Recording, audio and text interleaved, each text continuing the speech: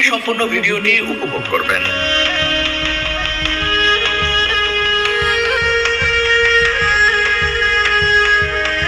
খরস্রোতা সাঙ্গু যেন যৌবন ফিরে পেয়েছে বর্ষার পানিতে।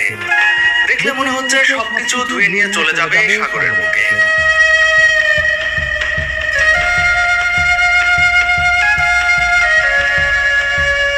পাহাড়ি ঢলে সৃষ্ট সাঙ্গু নদী পাড়ে মারমা বাজার।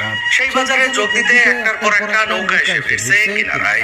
সেসব নৌকায় আবার পেট ভর্তি পাহাড়ি জিনিসপত্র নিয়ে আসছে।